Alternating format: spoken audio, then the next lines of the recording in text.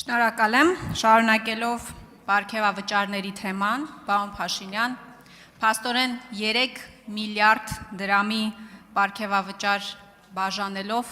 անարատ պաշտոնյաներ եք փորձում կերտել։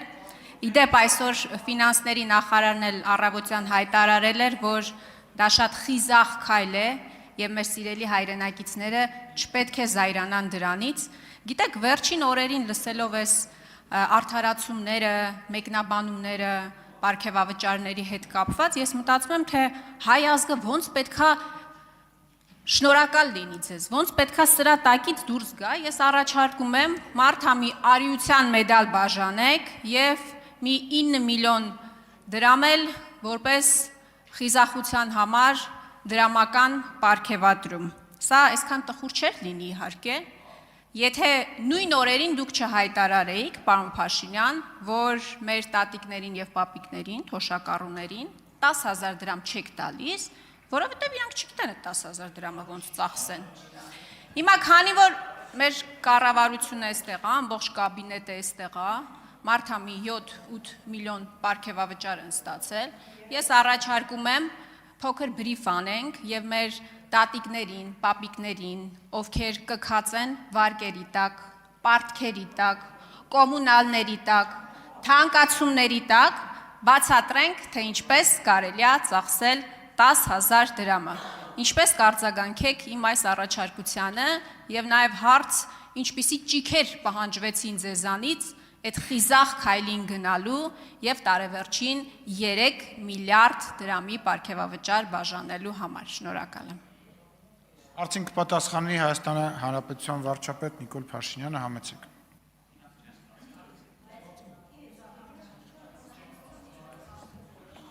Շնորհակալ եմ, նախ ուզում եմ ասել, որ մեծ ջիքեր չպահանջվեցին, որովհետև այդ 3 միլիարդը վստահաբար գոյացել է, այդ թվում նախկինում ձեր եւ ձեր շրջապատի մարդկանց հարկերից խուսափելու մեխանիզմը գործարկելուց։ Դրա համար է, որ ձեզ տենց մռմռացրել է դա։ Երկրորդը, հեշտությամբ, որովհետև ես գիտեմ, որ այդ թվում Հայաստանում կա ավանդույթ, ենթադրում եմ, այսօր ձեր խմբակցությունում էլ կա այդ ավանդույթը, որ ծրարով փողեր եք ստանում ձեր ղեկավարի կողմից, համենայն դեպս նախորդող շրջան եւ իմիջայլոց, ես ինչքան գիտեմ, քրեական գործեր կա, որ այդ թվում Հանրապետության ղեկավարած անձի ընտանիքի անդամը, ասենք, այդ ճամպրուկով փողը մտնում էր կառավարություն կամ նախագահի աշխատակազմ ու բաներով, ասենք, օրինակ պատկերացնում եք, ինչ Հայաստանի Հանրապետության բարձրաստիճան պաշտոնյան մի հատ դուրս պրծուկից ծրարով փող է ստանում, մի հատ էլ բան պետք է անի, երևի ձեռն էլ պետք է փաչեր։ Ես պատասխանատու ասում եմ, 2018 թվականից էսկոմ իմ վարչապետ ընտրվելու օրից էսկոմ Հայաստանի Հանրապետության կառավարությունում այդպիսի բան չի եղել եւ չի լինելու։ Եվ ես կարծում եմ, որ այո, այսօրվա կառավարությունը եւ խորհրդարանական մեծամասնությունը իր արձանագրած տնտեսական եւ բյուջետային արդյունքներով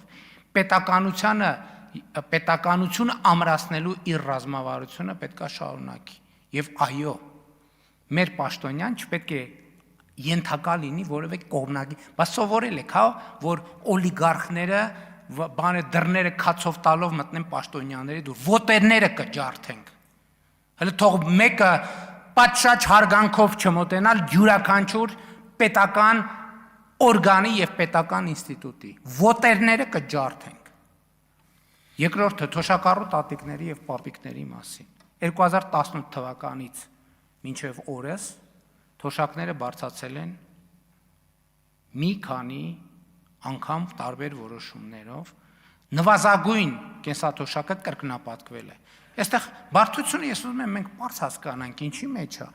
որովհետև թոշակառուն 470,000, 500,000 մոտ եւ նպաստառու։ Ինչ?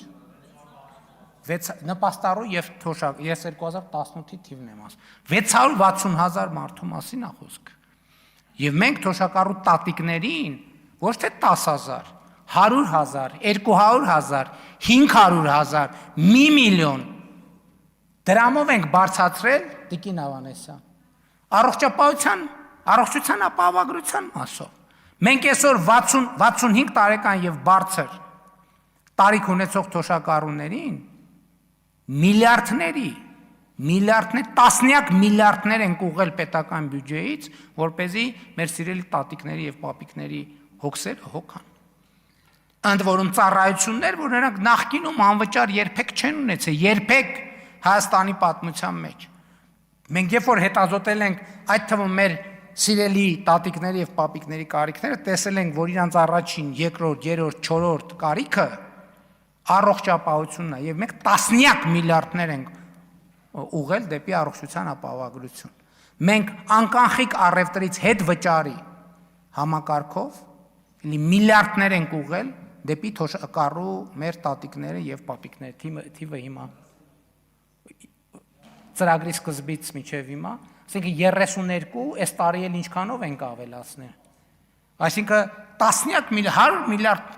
միլիարդների մասին է խոսքը, եւ երկրորդը, այո, պետական պաշտոնյան, որովհետեւ ինչ է ալնում, այստեղ դուք էլ հարց եք տալիս, այստեղ էս խնդիրը կա, ոնց եք լուծելու, այստեղ են խնդիրը, պետական պաշտոնյան պետք է լինի գերկենտրոնացած իր աշխատանքի վրա եւ զերծ որևէ կողմնակի ազդեցությունից, Այդ թվում գիտեք ինչ, հիմա կարող է լավ չլինի ինչ էլա, այդ թվում պետք է որոշակի նաև հարազատների, բարեկամների, տարբեր խնդիրների առաջ խեղճանալու տրամաբանություն։ Պետք է կենտրոնացած լինի իր աշխատանքի վրա։ Այո, թալանածը ձեզանից հավաքել ենք եւ բաշխել ենք, թալանածի 0.00, թալանածից հավաքածի 0.000.1%-ը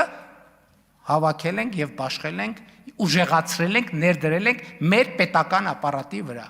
որովհետեւ մենք մեր սեփական միշիկը չունենք ու չենք ուզում ունենանք, որ մտնի պաշտոնյաներին բան անի, ծրարով փող տա եւ այլն եւ չենք էլ ունենալու։ Եվ այո, ճիշտ են կարել, սրա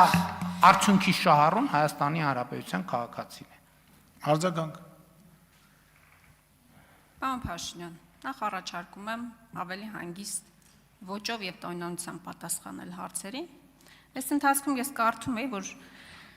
մի ճապոնացի պարգևավճար իր կրճատել են, ղեկավարին սպանել է։ Մտածում եմ, կարող է ձեր նախարարները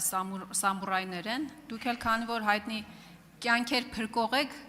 գնացել եք այդ խիզախ քայլին, սա իհարկե հումոր է, հիմա իրականություն է եւ մռմռալու մասով։ Ես հասկանում եմ, որ այս հարցը ձեզ շատ մռմռացնում է, որովհետև այս հարցը հուզում է Հայաստանի Հանրապետության շատ քաղաքացիներին, եւ դուք շատ լավ գիտեք դրա մասին։ Դուք որ շատ լավ գիտեք դրա մասին։ Իրականությունը, պարոն Փաշինյան, նա է, որ դուք դավաճանել եք ժողովրդին, որովհետև 2018 թվականին դուք ժողովրդին խոստացել եք բարեկեցություն, բայց միայն ձեր իշխանավորների բարեկեցությունն եք ավելացրել։ Ֆիզիկայի մեջ գոյություն ունի լույսի արագություն, չէ, ամենաարագ արագությունն է։ Դուք նոր չափման միավոր եք ստեղծել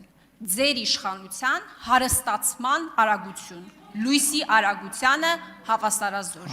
Ես հասկանում եմ, լռեք եք, որ խոսում ենք, լռեք։ Ավարտվել է ժամանակը։ Ես հասկանում եմ, որ այս հարցերը ձեզ շատ անհանգստացնում են եւ լավ եք անում, որ անհանգստանում եք։ Թալանացի մասով։ Թալանացը հավատում եք ժողովրդին ժամանակը չէ։ Ձեր մեջ մի բաժանեք։ Լրություն դալիճում։ Տիկին Խամոյան, կարծում եմ լավ առիթ է, որ ձեր խմբակցությունը ասի, թե ամիսը ծրարով ինչքան փող է ստանում Ռոբերտ Քոչարյանից եւ որտեղից նրան այդ փողը։ Երկրորդը, մենք մի րոպե, հանգիստ։ Դալիճում լրություն։ Կոնկրետ մարդիկ կան, որ փաստագրված կոնկրետ միշիկից փող են ստացել ժամանակին, հիմա են նստած են այս դահլիճում։ Ծրարով։ Քրեական գործով տեսակում անունը պետք է տրվեր, հեսա հերթով կասեն, անուններ տվեք։ Երկրորդը, Հայաստանի Հանրապետությունում 2018 թվականից այսքոմ ստեղծվել է մոտավորապես 230,000 աշխատատեղ։ Կոնկրետ թվերը մի քիչ պլյուս մինուս կարող է լինի։ Երրորդը, բարեկեցության մասին եք խոսում, եկեք գնանք նայենք 2018 թվականի նախորդող 7 տարում Հայաստանից քանի մարդ է գնացել եվրոպական պետություն տուրիստի կարգավիճակով կամ ընդհանրապես Հայաստանից արտագնա քանի մարդ է գնացել, քանի մարդ է ավիատոմս գնել եւ հիմա նայենք 2018 թվականից հետո բարեկեցություն է, բա ի՞նչ է։ Բա ով ասում, բա երկրի հնան 18 թվից էսկոմ 52%-ով աճել է։ Չի կարող այդ բարեկեցություն չլինի։ Ինչ վերաբերում է մեր հարստություն, ցույց տվեք մեր հարստությունը։ Որտե՞ղ է մեր, ով է, բացառում եմ ես դա։ Չի կարող այդպիսի բան լինել, դա մերկապարանոց հայտարարություններ են։ Էլ չեմ անում, եթե հարստը 2018 թվին, երբ որ աղմուկ էր եղել մարզպետների աշխատավարձի հետ կապված, ես այդ ժամանակ այցի էի, չեմ էլ հիշում որտեղ էի այցի, գրեցի, ասի փոխանակ մարդիկ ուրախանան, որ մարզպետները 300,000 դրամի կարիքը ունեն, բայց եթե հարստացել ենք, ինչի ենք, կներեք ուրիշ բան պետք է ասեի, վրեքներս բան անում, վրեքներս խոսակցություն բերում, եթե հարստացել ենք, ինչի ենք անում, են այդ հարստությունները չամադանի տակից կհանենք, կծախսենք, բայց եթե հարստացել ենք, դրա կարիքը կա, ասենք դուք չեք հասկանում ձեր հարցի բանը, անտրամաբանական լինելը եւ ամենակարևորը, այստեղ մենք չենք խնդիրը, այստեղ պետության եւ պետական ինստիտուտների կայացումն է խնդիրը։ Մենք բարձրացրել ենք ուսուցչի աշխատավարձը, այսօր Հայաստանում մի ամիս առաջ ասում էի մի հոգի կամ երկու հոգի, այն օր իմացա 13 հոգի ուսուցիչ 700,000 դրամ եւ ավելի բարձր աշխատավարձ ստացող կա։ Մենք զինվորականի աշխատավարձն ենք բարձրացրել ուսուցչինը, բժշկինը, դատավորինը, դատախազինը, քննիչինը, թոշակներն ենք բարձրացրել, սոցվճարներն ենք բարձրացրել, բարեկեցության մակարդակն ենք, մենք բենզինի գներն ենք իջացրել, բայց այդ փող չի։ Եվ այո, Հայաստանում բարեկեցության մակարդակը աճել է։